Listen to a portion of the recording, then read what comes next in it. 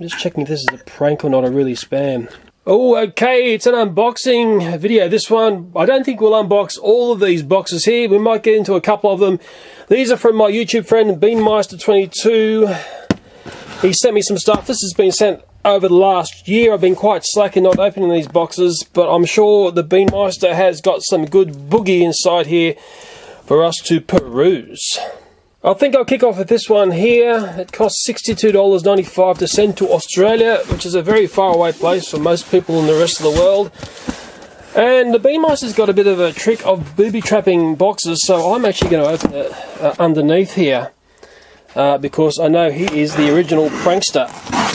And no, this is not an ad for Amazon. I know Beanmeister loves that site. It does help if I get all the tape off here. Slack, isn't it? Okay, another one up here. Okay, well, we are on the underneath part. I can't feel any pranks jumping out at me this time. Thank goodness for that. Oh, yeah. Oh, excellent. Okay, this is something I wanted. It's something that is not available in Australia. Let me get this out. Excellent. Thank you very much, Jim. Yeah, the trash pack, one of the brick sets. Very, very cool. Oh, the trash pack, fantastic toy. This looks excellent, doesn't it? It's a Kobe set, so it's going to be nice quality bricks in this. Absolutely nothing wrong with Kobe. There's Kobe's sign there. And if I take a look inside, there's not too much box bloat going on, which is something I'm always harping on about. Oh, yeah. Bring it on! Here's the constructions. Often you get a feel about the brick company by the way they lay out their constructions. Okay, I've got some stickers here. It's actually looking very Lego-esque. There's not too many tasks to do per page, which I think is very important. It's not looking too cluttered, which is also very important. I've had some horror brick sets that I've made, non-Lego ones, because I always say Lego does the best constructions. Yeah, so you keep going and you build up your skate park. It looks all very cool, and because it's a skate park, well, all sorts of things can play on there. It's almost too awesome to be true. I'll tell you a true story about this. I actually contacted Moose Toys that make this trash pack blah blah, and I asked them, I said, hey, where are the cool brick sets that I'm seeing that people in the USA had and everything? And in the end, these were never ever available in Australia, as crazy as that was. Never ever seen in Australian stores. I'm sure I asked Moose Toys what was the reason behind that, and I'll be honest here, they really couldn't give me a very clear answer at all.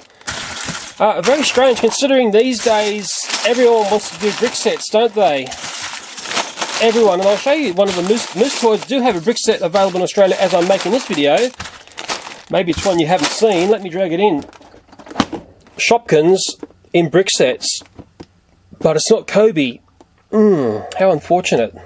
So these Shopkins are like little minifigures. They do split. You can mix and marry them, I think.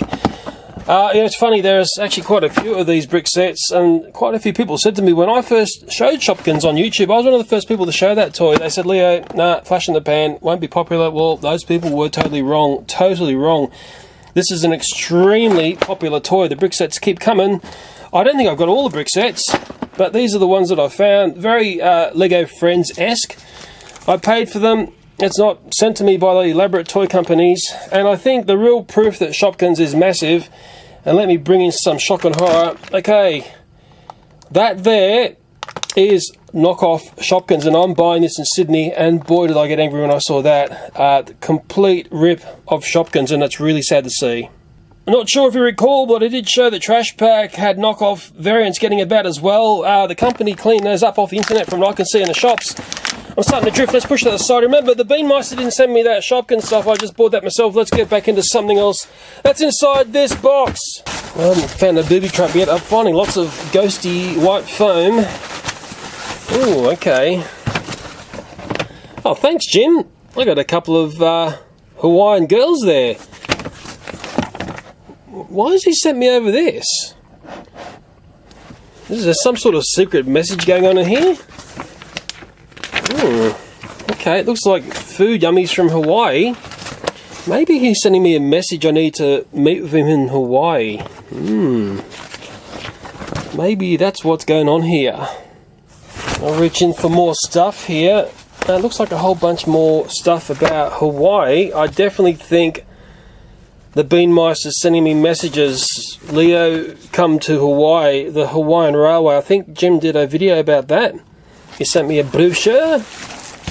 Oh, he's got some more Hawaiian stuff here. I have been to Hawaii once. It was on a long time ago. It was the flights from Australia tend to stop over in Hawaii. I think from memory it's about 10 hours flying from Sydney. There we are, Hawaiian Society Railway, blah blah. It's a cap, it's like a driver's cap, you know. That's pretty cool. I've got two of them. My son will love that. Very nice. And this here, Hawaiian Railway, it's a train whistle, blah blah. I've actually got a bit of a collection of those from different things that I've come across. And haha, do you remember when the Bean Mice sent me a file of mysterious stuff before? Well, here's another one. It might be another clue to what's going on here. I'll just get this one out. This is actually bigger than the previous one. Okay. I can only assume that this is basically little bits of pieces of Hawaii that's been sent over to Australia. There was the previous one. I think a few people actually picked off and commented and say, oh, that little file of sand is basically Hawaiian sand. This one here looks like it's got a few more little bits of shell and stuff. And I suppose in the end, depending on which way the currents go, well, that could be in Hawaii one day, Fiji the next week, and over in Australia about 3 months later. Okay, more ghosty foam. Oh, there's something in here. Oh, and it's quite weighty. Sounds metallic, doesn't it? I hope it's not a booby trap. He likes doing that to me. Oh my goodness. Okay, I think that's a spike from a rail line. Please correct me if I'm wrong there. It looks great, doesn't it? It looks like it's been affected by corrosion and whatnot. But it's been dollied up as a bit of a touristy thing, I'd say. It's quite nice, that. Quite nice indeed. Okay, that was that box. No zombies jumping out at me on that one. And we'll open up this one here next. What do you reckon, hey? It cost $58.50 to send to Australia. This one's saying it's perishable goods inside. It was sent November 2014. My goodness me, it's sort of sad. It's been sitting around in the workshop for far too long. Oops, I'm not opening it upside down like I should do. I'm always very cautious at this part here. Very cautious. And I'm thinking it cost $58.50 for the Bean Mice to send this to me. If I was going to reciprocate this parcel back to him, I absolutely guarantee it'd be cracking up near the 100 Australian dollars. I've never understood why. And my postmaster has not been able to explain why. Oh, look at that. I can get some air from America if I pop that, or is it really air from somewhere else? Who knows? Well, I collect those. I like those air bubbles, just in case there's a shortage of air one day. Bubble wrap. Oh, okay, the first thing is some Dora the Explorer. It looks like the stickers, 1000 and umpteenth sticker there to Dora-ize my life. Well, he's a man of mysterious variety. That's all I'll say about that one. More bubble wrap. Oh, let me reach into this. Hang on, what's this here? Oh, okay, more hints. Leo, can you please meet with me in Hawaii? What's the back of that say? Just the islands of Hawaii. I'm getting some very strong vibes, aren't I? Okay, let's grab this one next. Okay. This is possibly why it was marked as perishable. Chili cheese, blah blah. Maybe I need to try one. Yeah, Ritz crackery things. I'm pretty sure these are not available in Australia. Okay. Let me have a nibble. Let me see what it's like. Well, there it is opened up. There's a very strong smell of seasoning on these. Very strong. Whether they taste as strong as they smell is another thing. I just checked the calories as I do these days when I put food in my mouth. 2 grams of sugar, but I couldn't quite work out how much. Very strong smelling, and here we go.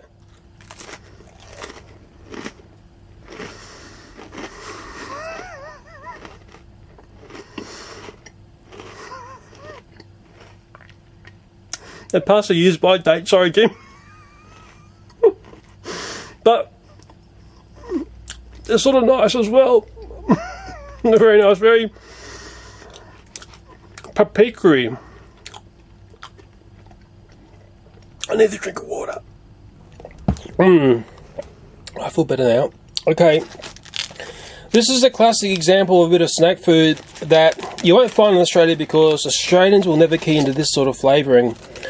If you like sort of taco-y seasoning, chili-ish, sort of biscuity, cheesy things, this is right up your lane. They're nice, but in a select market, I dare say, would work perfectly in the USA. I'm feeling naughty, I'm going to have one more. And we'll dive in for, oh, looks like another box of Ritz crackers. This one is peanut butter. Well, there's the nutritional info there. It's very low in sugar. I think that's very low. And calories, it's not too bad at all, but that's a per serving thing there. I suppose it's sort of like naughty health food. I'm a totally reformed eater. Since I did my McDonald's diet, and that was back in 2013, late 2013, man, I am so different in the way I eat now. I've found the secret to, to basically doing a diet and then reforming your whole system. But no one seems interested. Okay, let's taste one of these ones, the peanut butter ones. Again, peanut butter flavouring is so American. It never really kicks off in Australia, anything that's peanut flavoured. I think in Australia, it's just got to be packed with sugar and coated in chocolate. That's the secret to selling stuff in Australia. The secret to selling stuff in the USA is have a peanut butter flavour. Let me sneak in here. Definitely going to try one of these. Because it's going to taste so USA to me. Do you often smell things before you put them in your mouth? It smells like peanut butter when you take a sniff at the top of the jar, but not very strong peanut butter. Let me have a bite.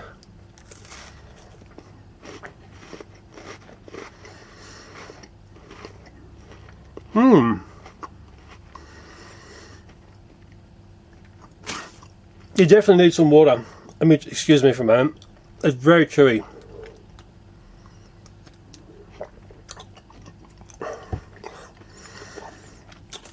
Don't get me to do biscuit commercials because I won't be selling product, I can tell you that. They're nice if you like peanut butter. It's not too strong a flavour.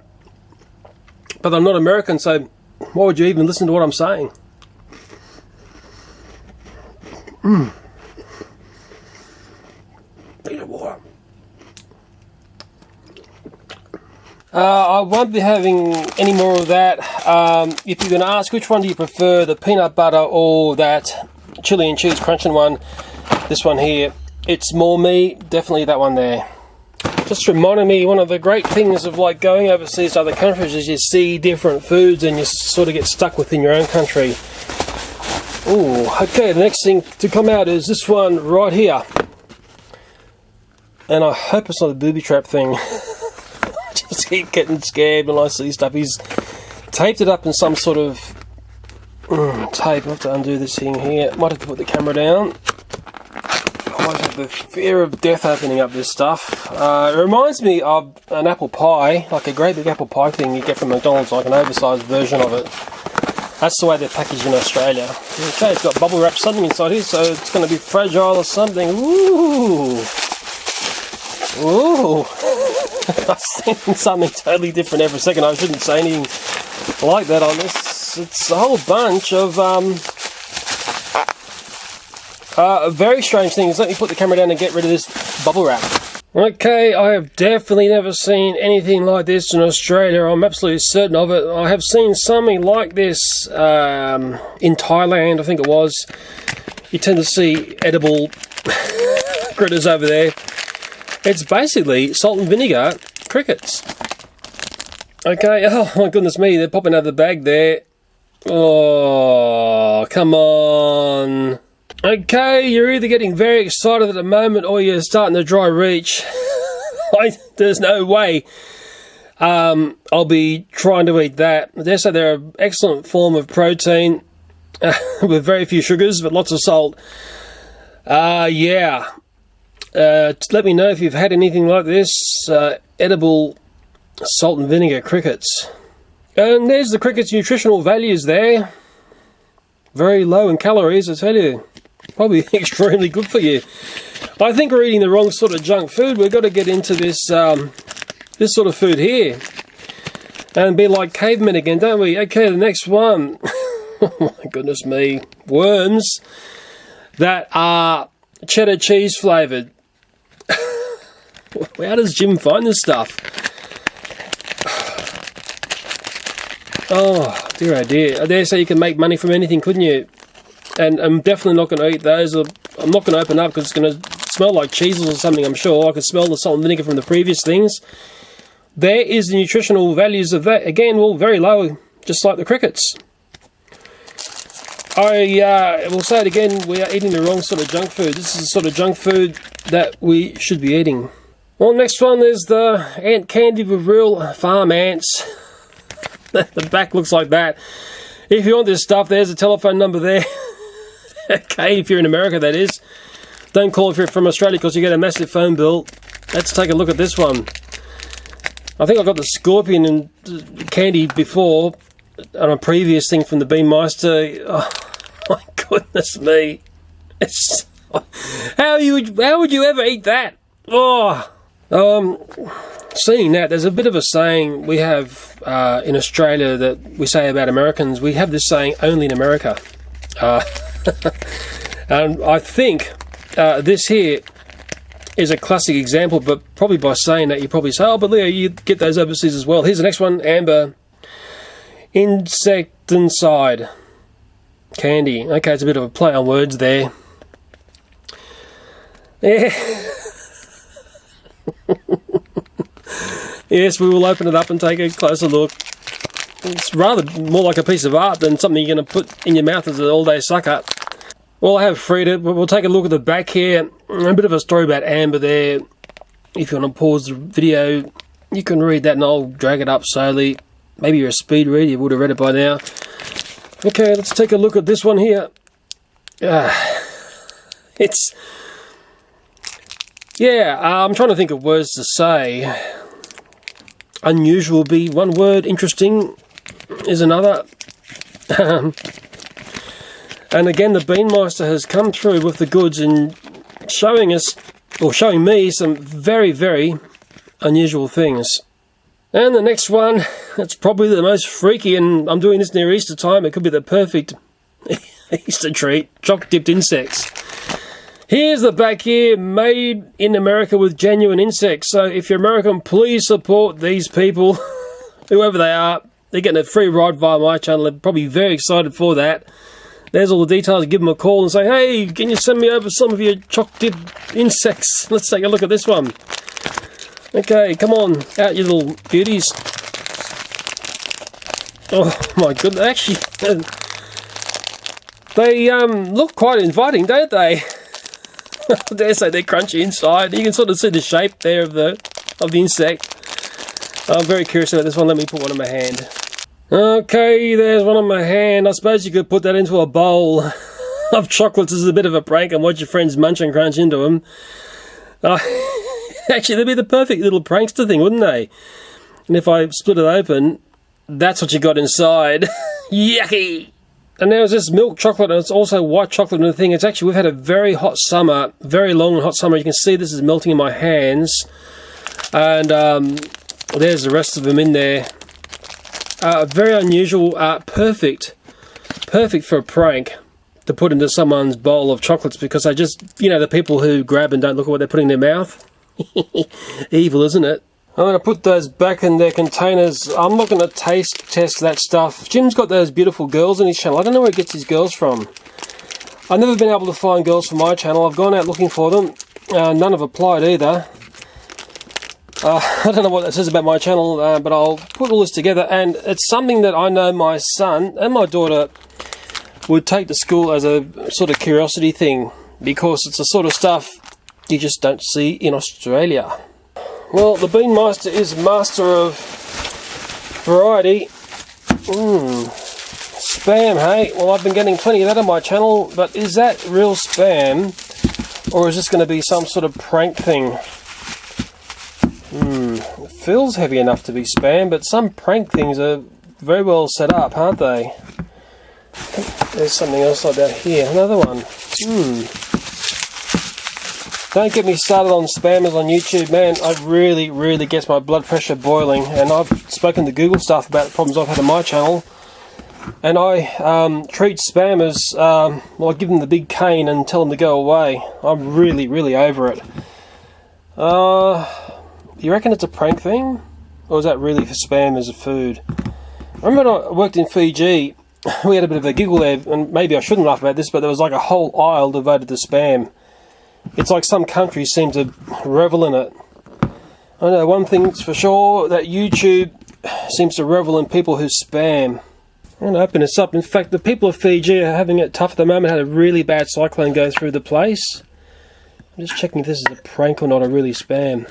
And strange place, Fiji, because half the population is Indian and the other half are native Fijian. So it's a bit of a surprise when you find out the way the population is split. And I think that's real spam.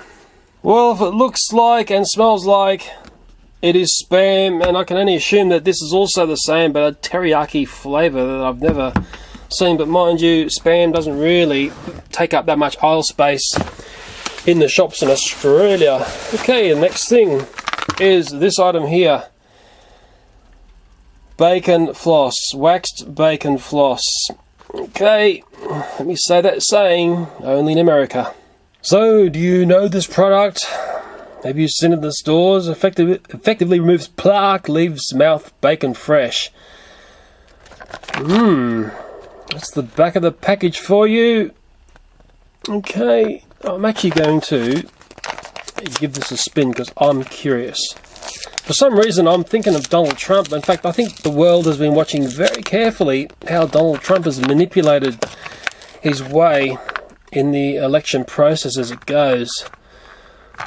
Okay. Ooh. I'm certainly going to try this one out. Pull enough off, and I think you break it like so. Okay, boys and girls, don't forget your proper dental hygiene, and it includes using dental floss. And you put it between your teeth, and you go like that. And you go like that. And it tastes like bacon.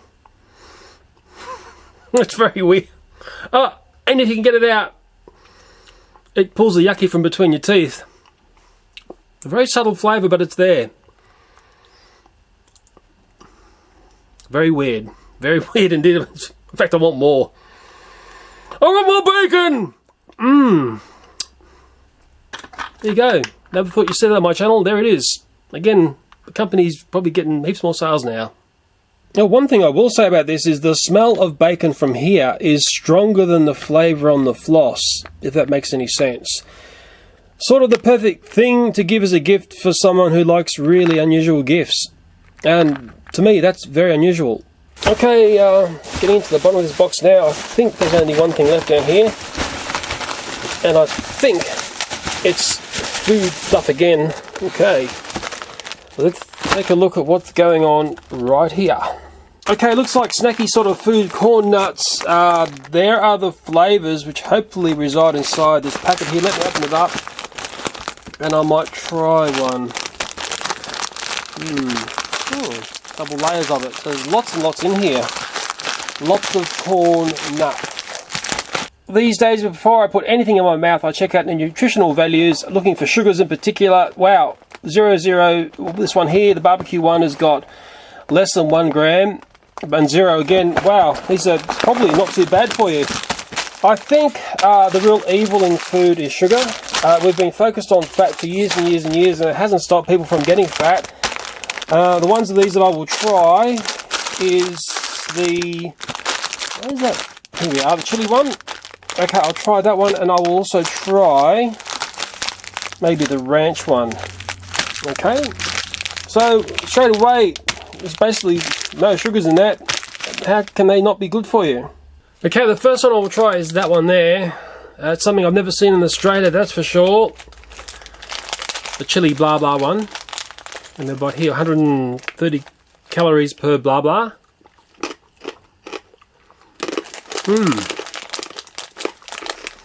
Well, I'll tell you what, they're not sweet. I can tell you that straight away. They're nice. Very nice, very Moorish. This one here is the ranch. Let me just get a grip here.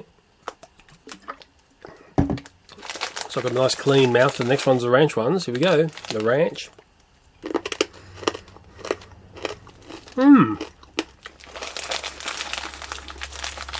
Not too salty.